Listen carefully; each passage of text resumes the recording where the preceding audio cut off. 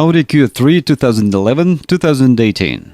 The word state is used to describe someone who is of settled or sedate character, one who is not flighty or capricious. This could also be used to describe the 2011-2018 Audi Q3, because it appears on the surface to be rather straight-laced. But if this version of the Q3 is a touch on the boring side, that's only because, like the later Q3 that replaced it, it's so good at what it does.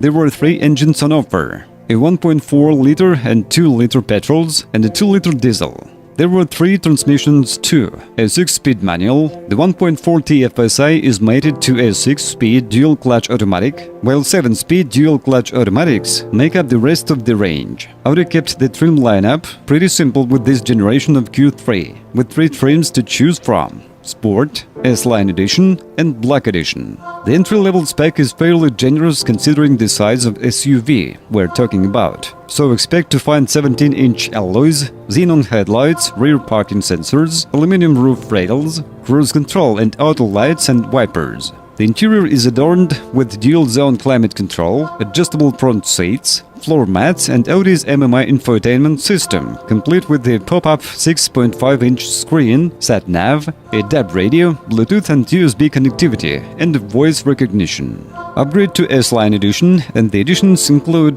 18-inch alloy wheels, LED head and rear lights, front parking sensors, and an aggressively styled body kit, while the Black Edition models get 19-inch alloy wheels, tinted rear windows, sport suspension, a Bose sound system, a part leather and Alcantara upholstery, and numerous gloss black interior details. On the road, the Q3 was always a competent of an uninspiring performer. Let's start with the handling, which is more akin to that of a hatchback than an SUV. The Q3 has a squat stance, so it feels very sure-footed in both front and four-wheel drive configurations. The Q3 generally has a comfortable ride, although this is spoiled by the rather firm suspension setup in the S-Line versions. Smoother still, no matter which version you choose, is the range of engines on offer, from a punchy 1.4-liter turbo petrol unit all the way up to a 2.5-liter 5-cylinder turbo in the Rapid RS Q3 performance. Inside the Q3, things are pretty standard for an Audi. It is built with high-quality materials, and the switches all operate with a well-oiled stickness we've come to expect from Audi. The infotainment system is easy to use, and the buttons to control it are in the center of the dashboard. The standard system is fine, but it can be upgraded with a technology pack that includes a hard drive for music storage, a digital TV, and a more advanced sat-nav. There is a cheaper sat-nav option on SE and S-Line variants that will be worth seeking out. Mind you, the Volkswagen Tiguan has similar or better equipment levels to the Q3. The interior of the Q3 isn't perfect though. The pedals in manual cars are offset and can make longer drives uncomfortable for some drivers. Thankfully, the windscreen pillars are relatively narrow, so visibility out of junctions is good. Rear parking sensors are standard, which is fortunate because the rear window is a little on the small side. Boot space is a little on the small side, although overall volume is increased if the car is fitted with a tire mobility kit instead of a proper spare wheel. The boot is at least accessed through quite a wide opening, and there is only a small load lip, so sliding items in and out is quite straightforward. Rear seat space is better than in the Mercedes GLA, but that isn't really anything to crow about. Adults will find legroom limited, with the front seat backs being in close proximity to their extremities. Headroom is tight too. If you need decent rear seat space, the Volkswagen Tiguan and the 215 on BMW X1 are both better bets. There are plenty of cubbies for water bottles and mobile phones in the doors and center console up front. Overall, the Audi Q3 is a premium small SUV that offers a decent drive and a nicely finished interior. It isn't the best equipped or the most practical, and there isn't an ultra-frugal version to match those of rivals. But the Q3 is a smart-looking car that's also refined and comfortable. S-Line Audi Q3s have quite large alloy wheels, and since this SUV is quite compact and designed for in-town use, curb damage may have occurred. Putting this right can be an expensive process, so check all the wheels for scuffs. If you're looking at a four-wheel drive model, look at the tires. Audi advises that these should all be the same make and model of tire, all the way around to maintain the car's handling performance. Since this car led to the extensive situation of replacing all four tires at once, finding a car which doesn't need this is beneficial to your bank balance. If you need to put a pushchair in the boot, it'll take it. Golf clubs, not without folding down the rear seats. Those rear seats are only 60 by 40 split, whereas rivals like the Volvo XC60 and the BMW X1 can be more flexible, 40 by 20 by 40. So on your test drive, take items like this with you to check that the Q3 is suitable for your needs. Apart from minor rattles, the Audi Q3 is largely fault-free.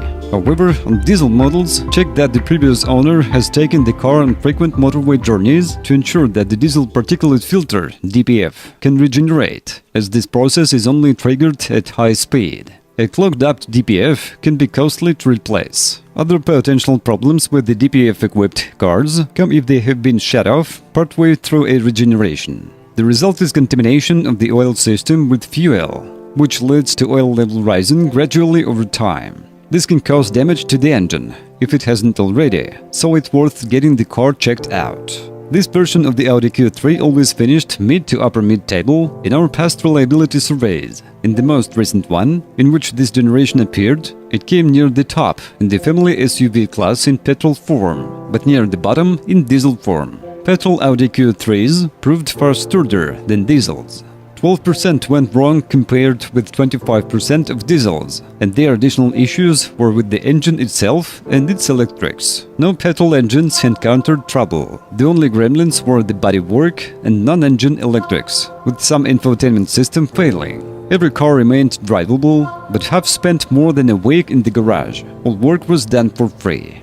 Audi as a brand did reasonably well in our most recent reliability survey, finishing in 20th place out of 31 manufacturers. Every Audi Q3 comes with rear parking sensors, Bluetooth and retractable 6.5-inch touchscreen.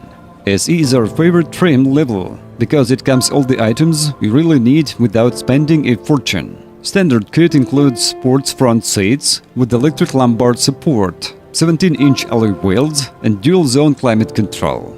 S-line cars and stiffer suspension, 18-inch alloy wheels and xenon headlights. It was possible to order a Q3 S-line with the softer SE spec suspension though, so check with your dealer to find out which variant you're looking at. S-Line Plus adds bigger alloy wheels, front parking sensors to complement the rear and sat-nav. Our pick of the range is the 2-liter TDI, because it has plenty of pull when the car is loaded up and it can still return high MPG fuel economy figures. It is the most popular engine option, so you will have no trouble finding one. If diesel doesn't appeal, the 2-liter TFSI has been on sale the longest and is the cheapest to buy, but we would recommend spending more to get the more efficient 1.4 TFSI engine, which offers much better running costs without sacrificing too much performance over the 2-liter. Our favorite Audi Q3 2-liter TDI 150 SE. Well, if you are the owner of this car, then please describe the problem that you had to face during the operation of the car. Perhaps it is your feedback that will help viewers when choosing a car. That's it for today. Thanks everyone for attention. It isn't much work for you to subscribe to the channel. See you soon.